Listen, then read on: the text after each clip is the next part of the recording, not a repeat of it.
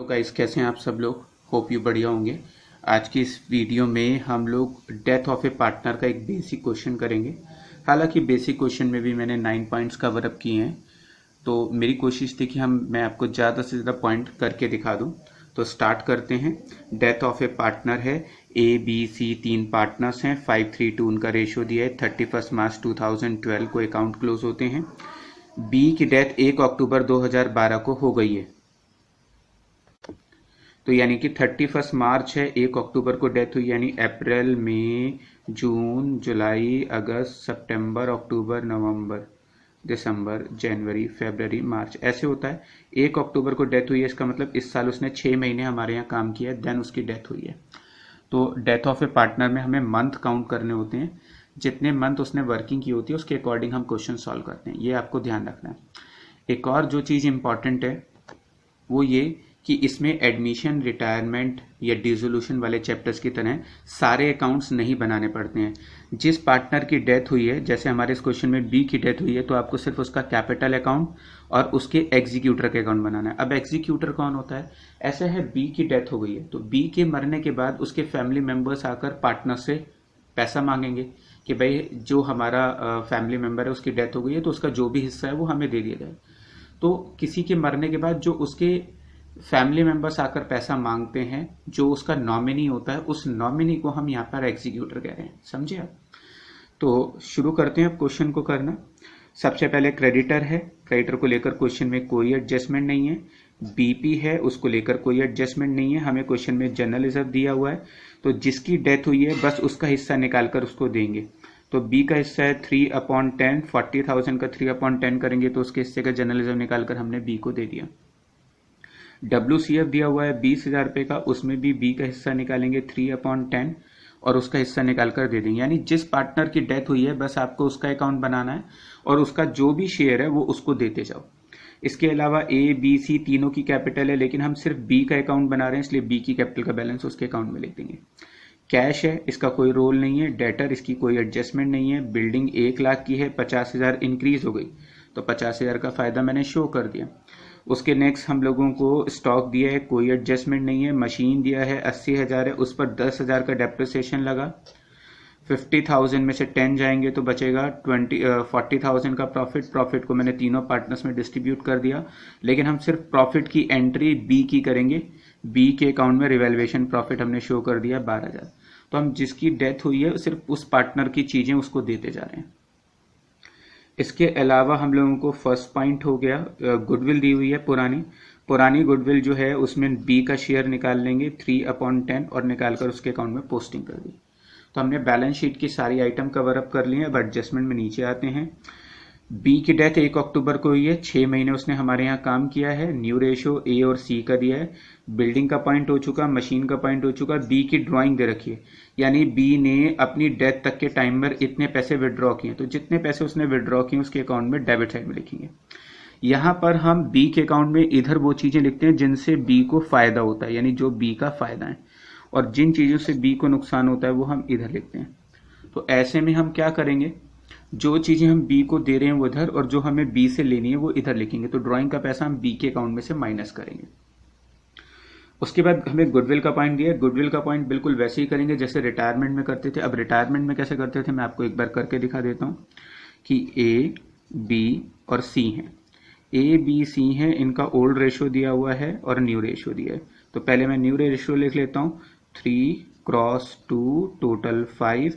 Old ratio दिया हुआ है 5/3 टोटल 10।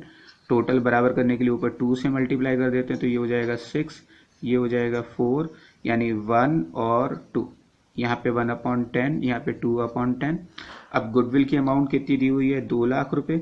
2 लाख रुपए में उसका शेयर निकालेंगे तो कितना निकलेगा, 20,000 तो ए देगा और 40,000 रुपीज सी देगा।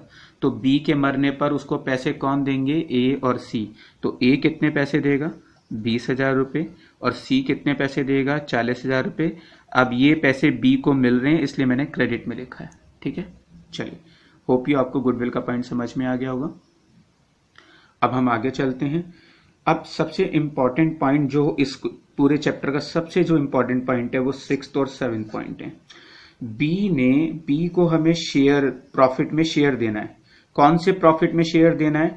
अप टू द डेट, जो उसकी डेट ऑफ डेथ है, यानी उसने इस साल 6 महीने काम किया है, तो 6 महीने का जो भी उसका प्रॉफिट में हिस्सा बैठेगा वो हमें उसे निकाल कर देना है, क्योंकि 6 महीने फर्म ने काम किया है तो 6 महीने में कुछ तो प्रॉफिट कमाया होगा।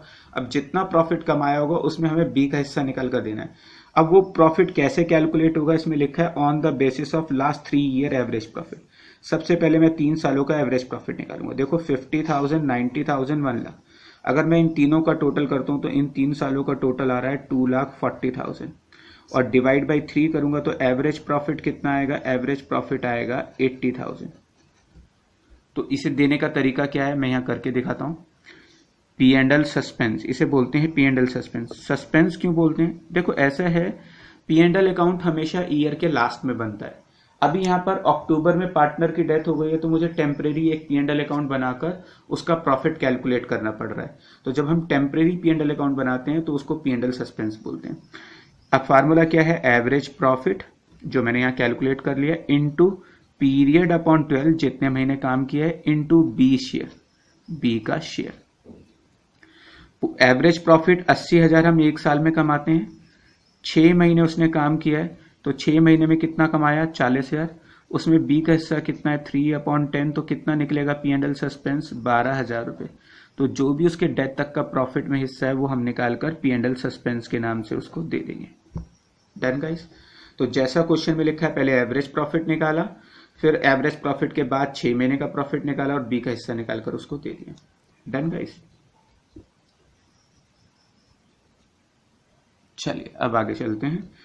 6 पॉइंट हो गया, 7 पॉइंट हो गया, इंटरेस्ट ऑन कैपिटल निकालना है, यानी हमें बी को उसकी कैपिटल पे इंटरेस्ट भी देना है। अब कैपिटल पे इंटरेस्ट में यहां निकाल कर दिखाता हूं। बी की कैपिटल कितनी दी है? 1 लाख। 1 लाख रुपए की कैपिटल है। 12% के हिसाब से उसने इस साल कितने महीने काम किया? 6 महीने। 12 से 12 कट हो गया, 0 से 0 कट हो गई, 1,000 इंटू 6, तो इंटरेस्ट ऑन कैपिटल कितना निकलेगा? 6,000। इसके अलावा उसमें आगे क्या लिखा हुआ है? हमें क्वेश्चन में आगे दिया हुआ है, जो उसका एग्जीक्यूटर है उसको 20,000 रुपए हम कैश में देंगे और बाकी का बैलेंस हम उसके लोन अकाउंट में डालेंगे। यानी जो उसका नॉमिनी है उसको थोड़ा सा पैसा तो हम एट ए टाइम अभी दे रहे हैं, बाकी का पैसा हम उसके लोन में ट्रांसफर कर देंगे जो हम फ्यूचर में पे करेंगे। तो कितने पैसे उसके एग्जीक्यूटर को मैं कैश में दूंगा? 20,000। बाकी का बैलेंस किस में डालेंगे? लोन में, जो मैं अभी कैलकुलेट करके दिखाऊंगा। चलिए अब मैं आंसर कैलकुलेट करता हूं। आंसर कैलकुलेट करने के लिए पहले मैं इस साइड का टोटल करूंगा, ये चीज माइनस करूंगा, जो बैलेंस बचेगा वो उसके एग्जीक्यूटर में डालूंगा। 1 लाख, 112, 118, 124, 124, 144, 184, 184, 186, 196, 198, 198 और 2,08,000। 2,08,000 में से 6 जाएंगे 2,02,000, 40 घटाएंगे तो 1,62,000। ये 1,62,000 में यहाँ क्रॉस पोस्टिंग कर दूंगा, उसमें से 20 शेयर हमने दे दिए, बाकी का बैलेंस हम उसके एग्जीक्यूटर लोन अकाउंट में ट्रांसफर कर रहे हैं। लीजिए गाइस, ये डेथ ऑफ ए पार्टनर का एक क्वेश्चन था जो मैंने आपको करके दिखाया है।